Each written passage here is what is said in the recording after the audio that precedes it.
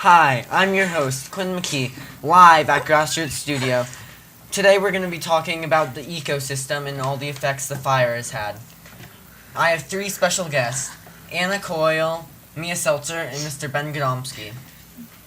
First today, for the viewers that don't know, I would like to ask you three, what is a watershed?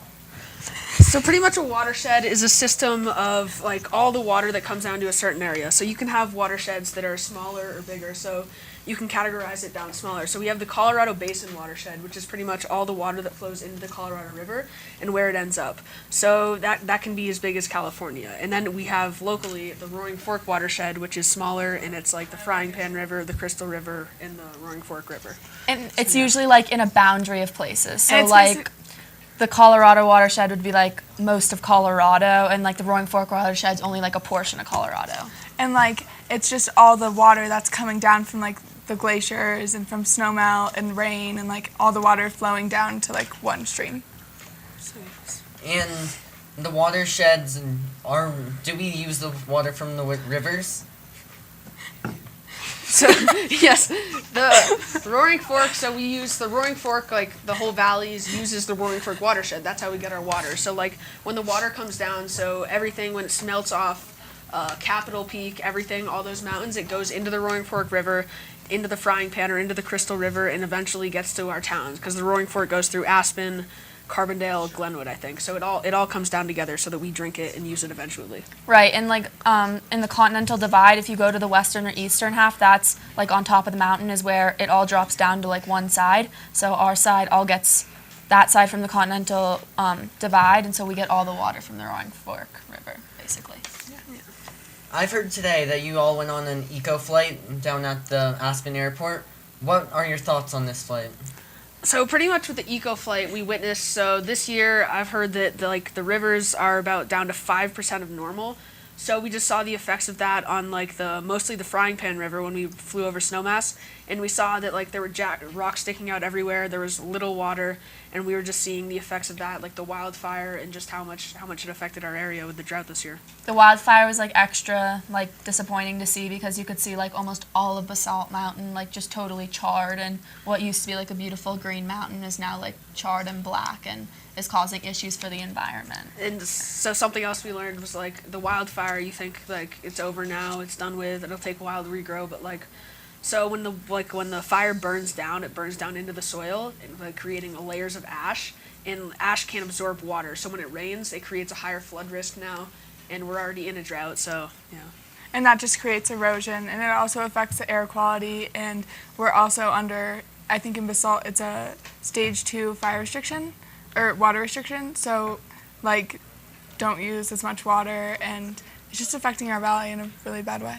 What I thought was really cool was you could see, so you think Glenwood's like ages away, like we won't, what happens in Aspen doesn't affect Glenwood, but when you really go up in the plane and you like fly to Glenwood in 5 minutes, it really puts it in perspective on how close it is and how everything's connected. You all experienced this massive fire. What effect did it have on the wildlife? Well, I mean, now on Basalt Mountain, it's going to take, he said, about 50 years for everything to go back to normal with hunting, and like animals aren't going to want to go on Basalt Mountain now that there's nothing there. It's just black and charred up, and yeah. Their habitats are going to be gone from the fire, so it's not really going to be a home for many habitats, and their food resources are going to be gone. And like for example, a lot of the trees are going to be gone, so maybe like birds can't make their nests in there, and they won't have the supplies to make their nests. And yeah, so the food is also going to be an issue. It's just going to overall affect all the wildlife, unfortunately. Yeah.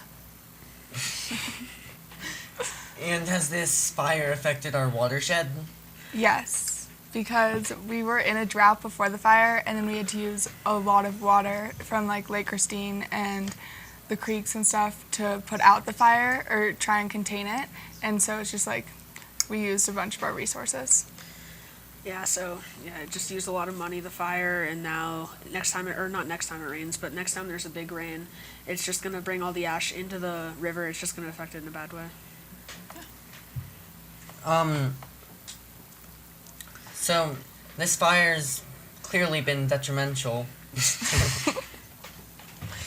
to this whole town. the air's been very contaminated. And do you have any more input on this fire? How it started, how it's affected the lives of people here? So what I heard when it started, it was the tracer rounds, whatever. But then they didn't think it was that big of a deal with the fire, so they brought in like a couple small planes. They did like 800 gallons of water, and then towards the end, what I heard, what saved the town, or not saved the town, but like stopped it from doing any further damage, was they had to bring in like this gigantic passenger plane that held 20,000 gallons of water and retardant, which stopped it from going to the town. I think it was also really sad for like on a eco sort of note, and like all the others and money note, it's really sad, but also for the people it was really sad to see like their town up in flames. Like at one point, if you stood at Whole Foods Market, you could see like an entire wildfire, and I think it was really like heartbreaking to the people that like put all their money and all their work into a house and whatnot, and then for it to be at risk of all falling apart. I think it's really sad. And I just think that we weren't even prepared for like this big of a fire, because like we had to bring in fire rescue from like Montana and all these other states, and we just weren't ready for it. Yesterday you all went down to the Roaring Fork Conservancy Center. What'd you all learn there? So we went down on Friday, and it was just about what we talked about earlier. We learned about how that the wildfire can have short-term effects and then lasting long-term effects, being like now the mountain, so it can't absorb water anymore, so it's just going to flow down into the river eventually. And we had like a cool demonstration of that, where she had like this little like plastic town with like toys on it and stuff, and she would put like dirt on it, and then she would spray it with water, and you could just see that everything ends up back into our system. So it goes down to the reservoir, and then we end up using that water later. So like the more that can be done after a fire, like potentially like you like plant more vegetation on the place, on the where the fire happened, and like trying to stop debris from going into the reservoir all helps. I really just learned that how a small bullet can just affect a community so hard. Like from a small bullet, you have unhealthy water, unclean air, ruining habitats, ruining homes, destroying everything, and just like that, like even like a golf course is destroyed. Like something as simple as a golf course that you would think like, oh, it can just be rebuilt. Like the amount of damage the fire did from just a bullet is just like really like eye-opening to think about, that just something that small can have such a big effect on a community. And personally, like what I thought was insane is just how like fast it happened, and like we also learned about like the ground burning in like different fire temperatures and how that could destroy roots and like create erosion later. So like when you think the fire's over, like it's just a whole new case of problems. Especially after a time like this, that the fire so deeply affected everything. What do you think the people need to do in ways of keeping clean with their trash and cleaning up after themselves and pets? I think it's important that we keep off of Basalt Mountain just so we don't do any more damage.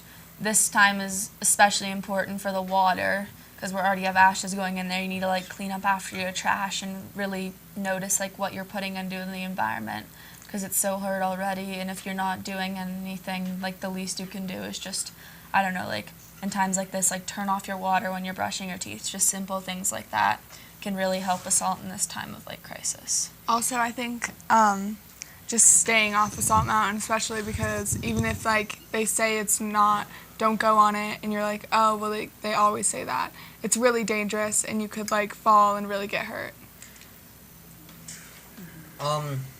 All this climate change has really affected everything, and when we went down to the Conservancy Center, we were told that a fire like this only happens every 10 years, and I think that climate change has probably affected this deeply.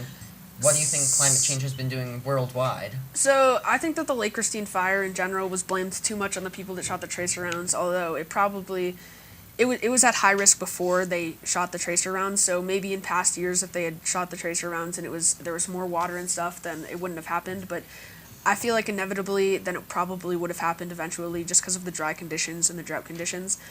But yeah. And the West Coast has been in a drought for a really long time, like a bad drought. Yeah, Like not just in California, but all over. Yeah, there's fires all over Colorado right now. I've been told that in Aspen we only have a day's worth of water if the river and watershed system dries up. So we really need to use our water wisely. What's ways we could be doing this? I think just following. So in Aspen, I believe, and Basalt, there's class 2 water restrictions. So I just think using just like following the restrictions and not watering. I think one of the rules is like not watering during the day or something like that. So just follow the class 2 water restrictions, and yeah. Yeah, I agree. Like, take shorter showers, like Mia said. Just like even turning water off, like when you're brushing your teeth, it's just like so useful and like saves so much water. It's surprising how much it would save. And everyone says those things, like turn off your water when you're brushing your teeth. Like everyone gets those things, but those little things really can affect our water community. And it's really important that we keep our water alive, because we wouldn't be alive without water. I agree. It's really important to keep our ecosystem. We only have one. It's much easier to prevent the problem than to fix it. So, wrapping up on that note, this is GrassRoots Studio. I'm your host. We're done. See you next time.